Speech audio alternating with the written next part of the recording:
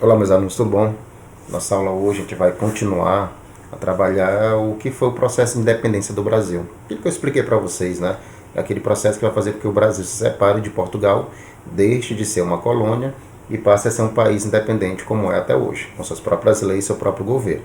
Foi o que eu falei para vocês. Eu expliquei para vocês todo aquele processo que fez a família real portuguesa fugir para o Brasil, né? A fuga da família real portuguesa para o Brasil, né, liderados pelo príncipe regente Dom João, que chegam aqui ao Brasil fugindo de Napoleão Bonaparte. Foi isso? Eu até expliquei para vocês também que a presença da família real portuguesa aqui no Brasil de 1808 a 1821, que durou 13 anos, ficou conhecido como o período joanino, porque o príncipe regente comandava, né, a família real portuguesa e todo o estado português, que era o chamado Dom João.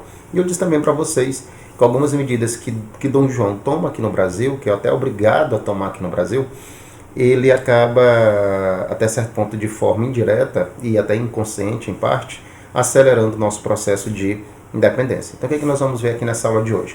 Eu vou explicar para vocês as principais medidas que o Dom João tomou aqui no território brasileiro. Tudo bem?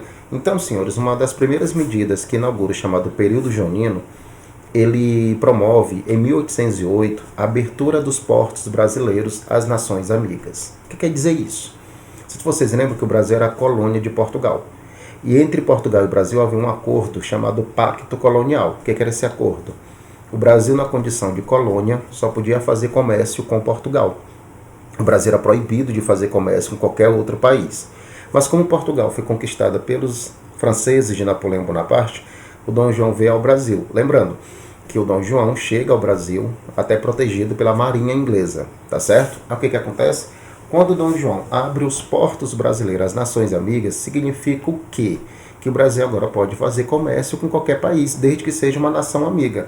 Mas como até a Charge está explicando aí, né, a nação mais amiga do Brasil, mais próxima do Brasil e de Portugal, vai ser a Inglaterra, que vai passar realmente a vender produtos aqui no Brasil em grande quantidade. Ok? Mas assim, a Inglaterra gostou muito dessa medida, de ter Dom João abrir os portos brasileiros às nações amigas. Só que a Inglaterra não ficou satisfeita, porque está no plural, nações amigas. Então a Inglaterra poderia ter concorrência, por exemplo, da Holanda, que também era um grande país comercial. Por isso que em 1810 o Dom João ele toma uma outra medida importante. Qual é a outra medida que ele vai tomar? Ele cria os chamados Tratados Comerciais de 1810. O que foram os Tratados Comerciais de 1810? Todo produto estrangeiro, para entrar no Brasil, ele é obrigado a pagar imposto. Tem que pagar imposto. É a chamada tarifa alfandegária. O que foi que o Dom João determinou em 1810 nos chamados Tratados Comerciais? Todo e qualquer produto estrangeiro, para entrar no Brasil, tinha que pagar 24% de impostos, menos os ingleses. Os produtos ingleses vão pagar apenas 15%. Observe, se o tecido holandês entrasse no Brasil, pagaria 24% de imposto. Se o mesmo tecido inglês entrasse no Brasil, pagaria apenas 15%. Concluindo, lá no comércio aqui no Brasil, o preço do tecido inglês vai ser muito mais barato do que do tecido holandês, já que ele pagou menos imposto. Então, os tratados comerciais de 1810 simplesmente deu aos ingleses privilégios comerciais aqui no Brasil. E como eu falei para vocês, passaram a vender produtos aqui no Brasil em grande quantidade. Ele também cria o Banco do Brasil, esse mesmo que tem até hoje. Né? Porque agora, como eu falei para vocês, quando se fala que a família real portuguesa fugiu para o Brasil, não foram só pessoas que vieram para cá, veio o Estado português, o governo português estava aqui, no caso a nossa capital, que era o Rio de Janeiro. Então, como o governo português está aqui, com toda a estrutura de Estado, de ministérios, de cargos, do próprio príncipe está aqui, é necessário arrecadar imposto. Porque os impostos que eram arrecadados no Brasil iam para Portugal. Mas o governo português está aqui no Brasil, a família está aqui no Brasil. Então, cria-se o Banco do Brasil. Ou seja, o primeiro banco realmente da nossa história, esse mesmo banco que existe até hoje, ele foi criado justamente para quê? Para que melhorasse a arrecadação de impostos do Estado português que estava aqui no nosso país. Ok? Outra medida também que ele, até certo ponto, promoveu, ele investiu muito na cultura aqui no Brasil. Né? Ele promoveu investimentos como criação do nosso Museu Nacional, tá? Do Jardim Botânico, tá certo? Ele criou também a imprensa no Brasil. Ele investiu em missões de artistas para o Brasil aqui também. Ele criou a nossa biblioteca real, tá certo? Então, assim, cursos superiores também foram criados aqui no Brasil. Então, de fato, o Brasil avançou muito, é como vocês estão percebendo. O Brasil acabou, até certo ponto, já ganhando característica de país, mesmo antes de não ser. E em 1815, meninos, até para ele ter mais respeito perante aos outros países europeus, ele eleva o Brasil à categoria de Reino Unido a Portugal.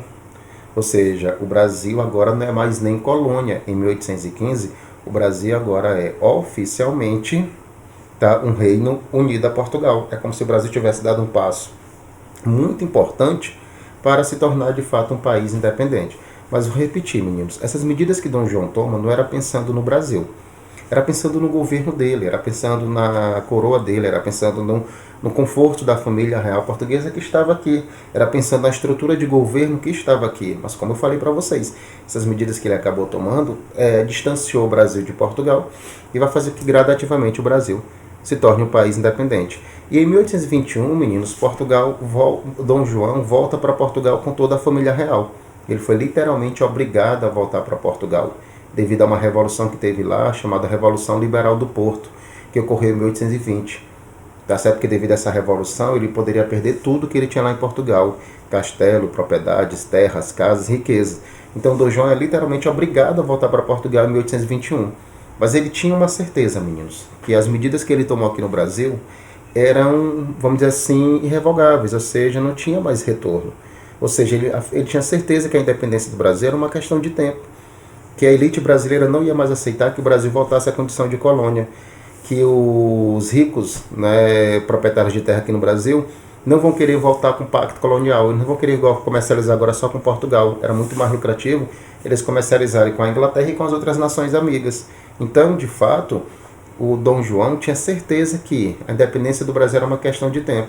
Tanto que quando ele volta para Portugal com toda a família real portuguesa, ele deixa seu filho mais velho, Dom Pedro, que na época tinha 23 anos de idade, e nomeia Dom Pedro como príncipe regente. E alguns dizem que ele deve ter falado no ouvido de Dom Pedro: fique aqui, faça a independência antes que outra faça. E o Dom Pedro vai acabar sendo líder da independência do Brasil, que vai ser justamente na nossa próxima aula. Tudo bem? Então encerramos aqui nossa aula de hoje, espero que tenha sido claro para vocês. Até a próxima, valeu, um abraço.